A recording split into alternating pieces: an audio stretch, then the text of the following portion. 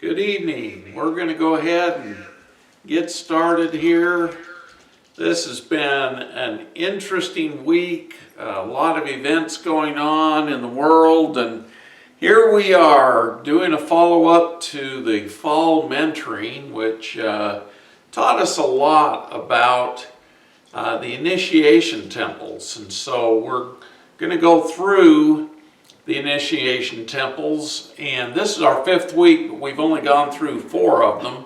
Well, three of them. So we're going to go through the fourth today, and so that will be very good. I'm looking to find my, okay, here we go. So we're ready to follow up. Now today we're going to the air temple. The initiation in the air temple was quite fascinating, and I was taken up into the ethers. When I entered into the temple and started meditating, I started levitating in the air, which is something we can all learn to do, believe it or not. You make your atomic structure lighter and gravity-free, and you can move wherever when you're levitating. And it's quite fascinating how this happens. But Canoe was one of the earliest known Egyptian deities, originally the god of the source of the Nile. Since the annual flooding of the Nile brought with it silt and clay, and its water brought life to its surroundings, fertilizing everything, the Nile River Basin became one of the most fertile regions of the world to grow stuff. And food is very important for human civilization because, you know, way back when we were hunter-gatherers, unless there was wildlife or fruit and nuts and berries, there wasn't a lot that humans could eat. But in the Nile, they were taught to farm. And the farming was done with literally the Nile River and drawing water into canals and stream systems. And they were able to grow enough food for about 10 million people there just in the area of Egypt. Now, last week we did the underground temple. Now we're going to the air temple today.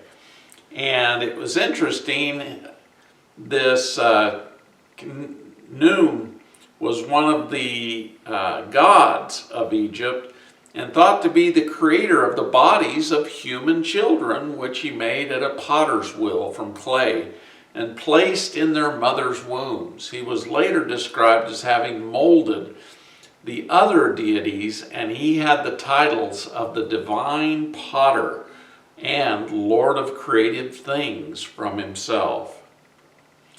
And the temples in this area, this is a very important temple that is very close to where it was, but this is the temple of Canoe.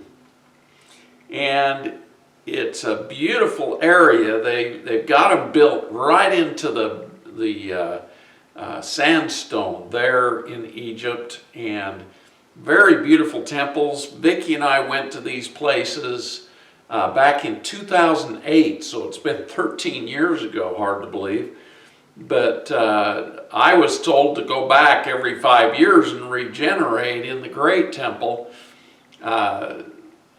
in Giza. But I haven't been back, but I'm definitely going back here soon. Now, here's some of the croplands. And as you can see, they're irrigating, and this has been going on for centuries, literally millennia. And when Vicki regressed me to these temples, I went back 4,500 years to ancient Egypt. And the Great Pyramids were there functioning. You know, a lot of times they say on TV they're only 3,500 years old, but they're much older, and they were there when I went back 4,500 years ago. Now it's interesting because, babe, are the pictures changing with me? They are? I gotta make sure. Okay, the video's working, everything's working. So hopefully we're there. So this is some pictures of it, and they even built big walls to hold back the flooding of the Nile River. And these walls are literally 4,000 to 5,000 years old. And the air temple is an open air temple, and it had columns around it and pillars holding the columns, but it was open to the air. Now, Set always would give me some what we call ormus, which was a monoatomic gold, silver, copper mixture that he would give me a cup of it and I would drink it, and it always heightened the consciousness of the person taking it, and it opened new ways of being and becoming apparent that were not seen by others. Some positive feedback included reports of increased physical and mental energy, and it made you be able to see things more clearly and hear things more clearly. So we're using a lot of this ormus made by a previous super soldier who Vicky did a regression on, and came to find he'd been in outer space to several different planets, and during his regression he actually went to these places, which was quite fascinating. Now, the 12 initiations for the Ascension teach us about righteousness and the righteous use of energy. Christ consciousness is the way of righteousness. Freedom and empowerment is a gift for all. Loving thoughts and unconditional selfless service is the mystical which gives power to the whole. In other words, we have a lot of people out there who are constantly meditating, praying, drawn upon the gifts of heaven.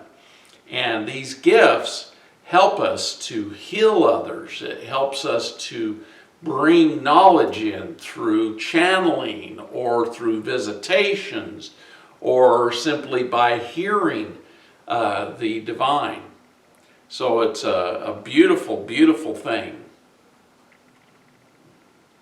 Now, the initiation in the air temple talks about how our free agency and choices make a big difference. We have to watch what we're thinking, because whenever humans are thinking, they are creating.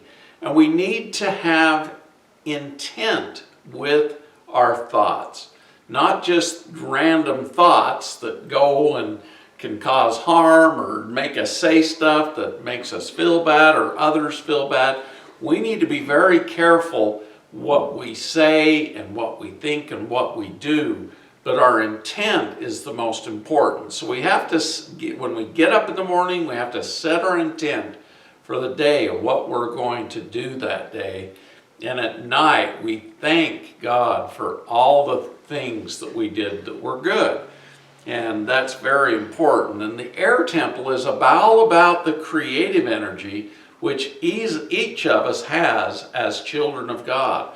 Our thoughts, emotions, actions create our reality and affects all those around us. And so it's important that we set our intent to have our thoughts be in congruence with God. Now, what does that mean? That means we need to know what God wants for all of humanity. How do we know this stuff? We know it by studying the laws of God, the laws of the universe, and make sure that we're following those laws, the law of one, the law of oneness. So it's very, very important. Now, initiation in the air temple. Serapis Bey is leading the initiations when I was there, and he was actually taking me through all the initiations.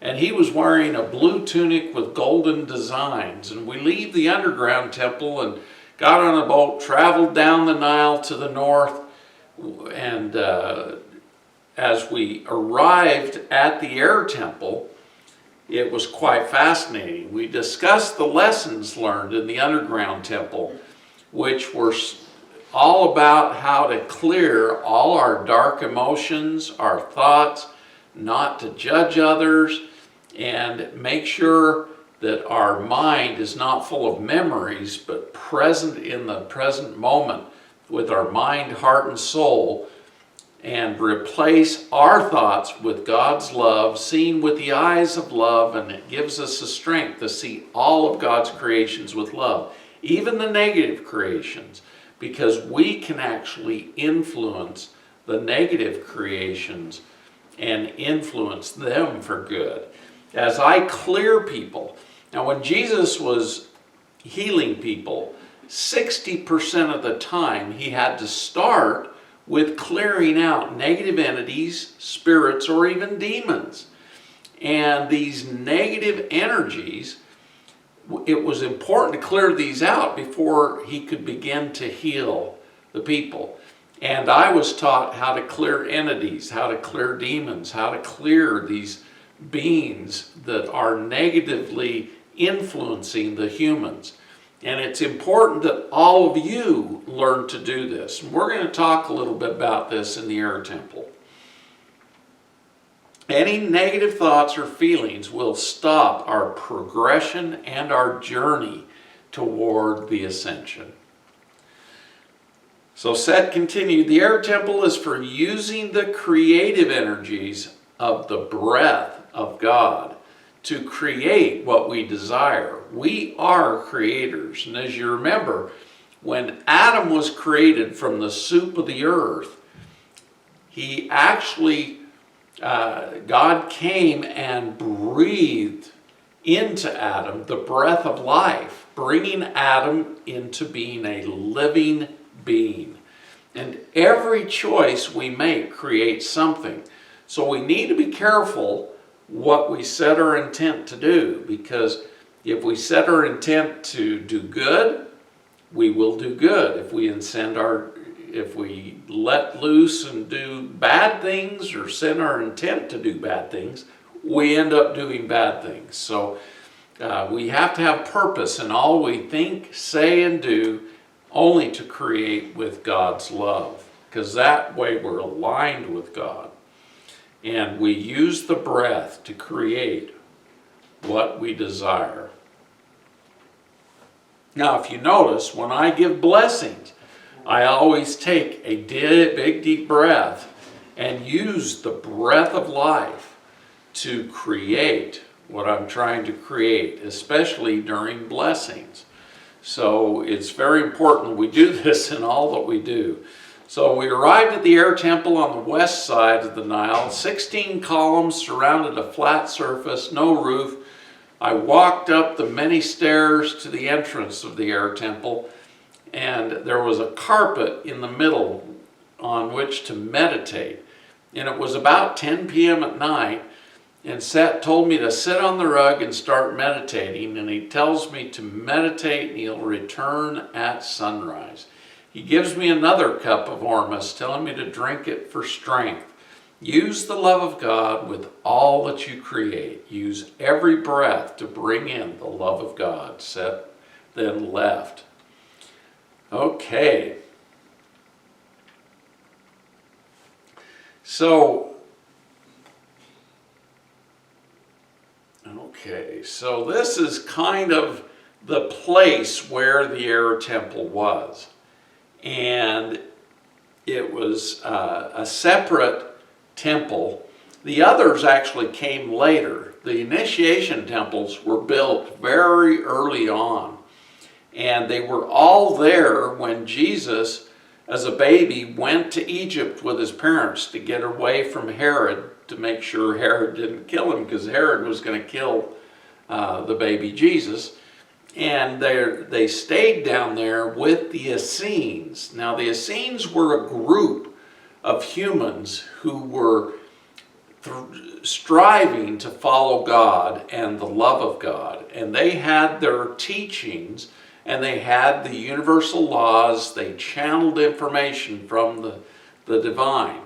And so they had a lot of information, and they were the ones who helped build the initiation temples. And this is a picture of the area where the initiation temple was.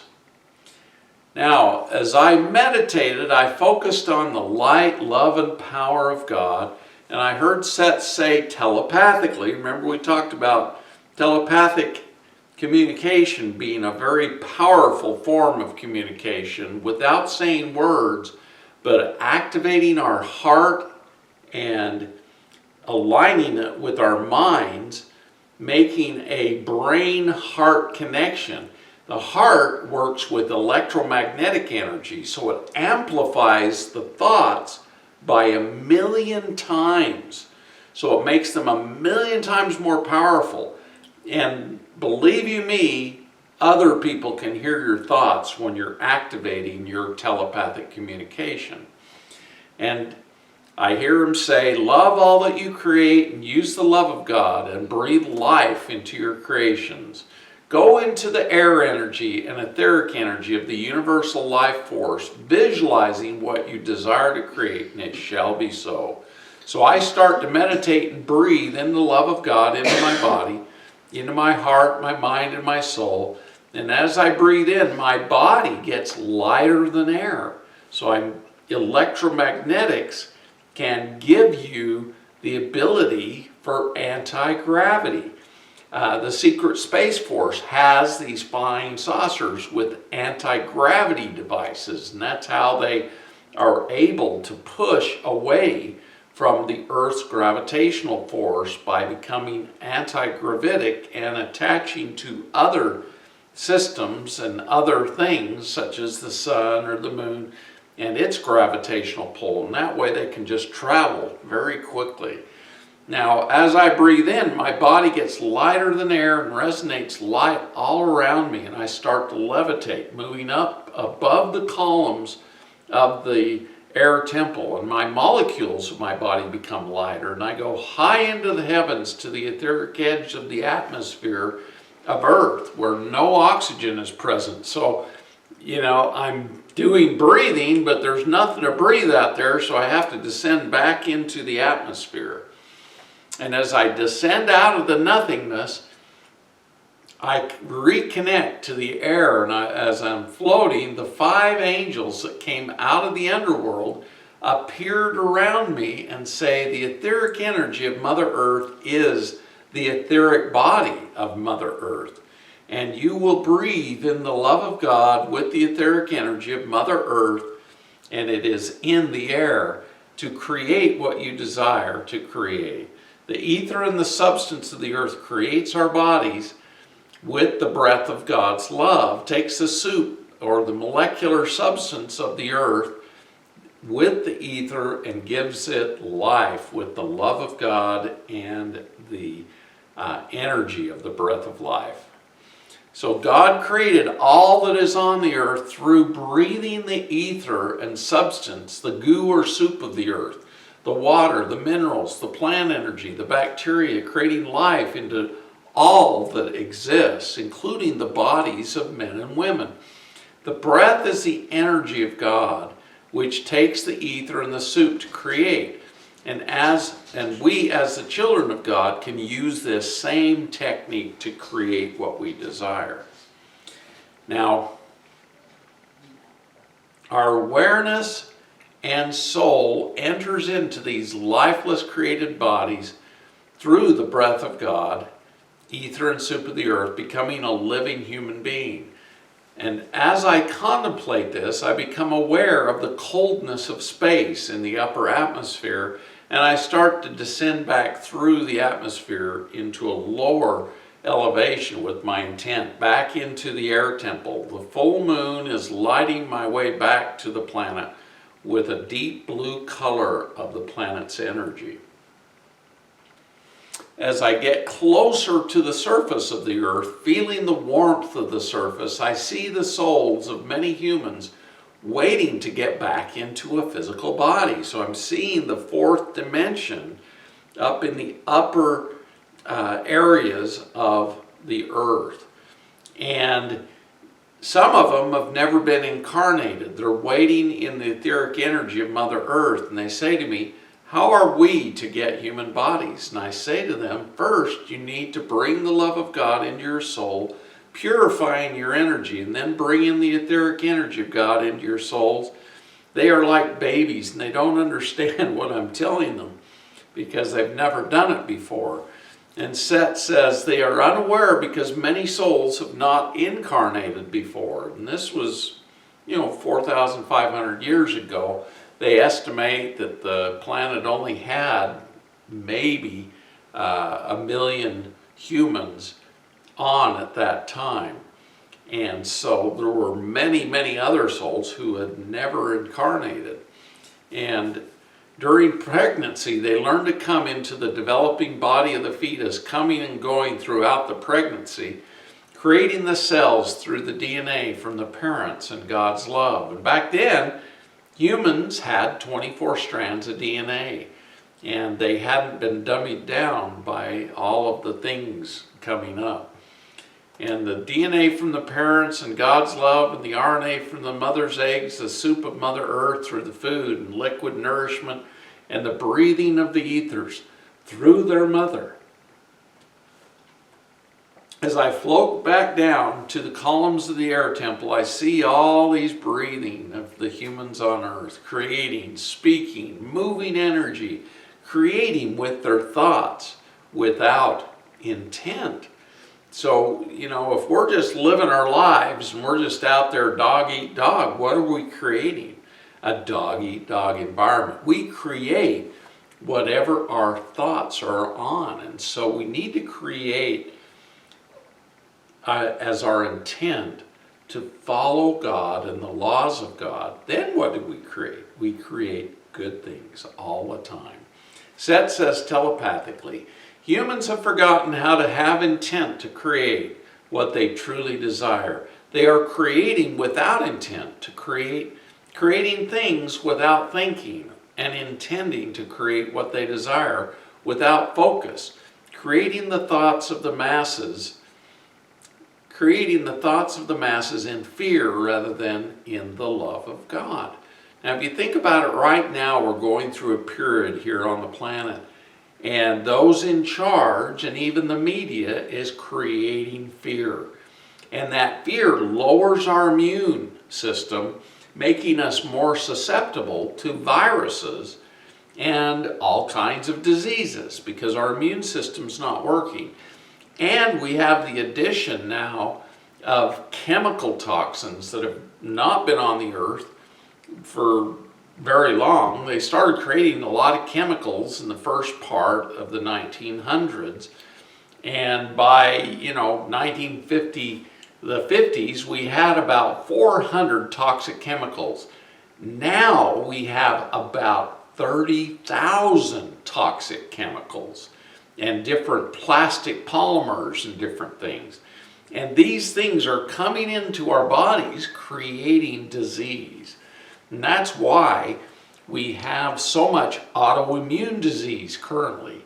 Now, they've uncovered that, yes, they had autoimmune diseases back in